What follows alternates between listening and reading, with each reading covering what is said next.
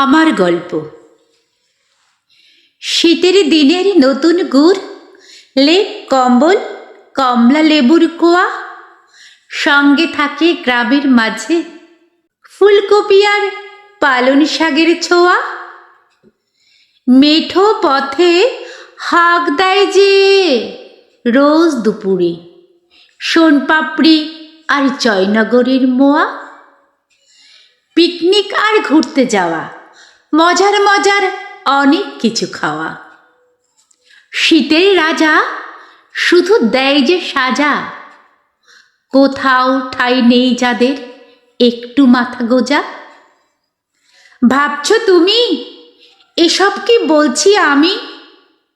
হ্যাঁ, তাদের কথা। এই ঠান্ডায় চাই শুধু তাদের একটু গরম কাঁথা। গ্রীষ্ম, বর্ষা, শরৎ, হেমন্ত, যেখানে লেখা তাদের কষ্টের গল্পগাথা। নোটে গাছটা মুড়োয়নি, আমার গল্প এখনো ফুরোয়নি। নোটে গাছটা মুড়োয়নি, আমার গল্প এখনো ফুরোয়নি।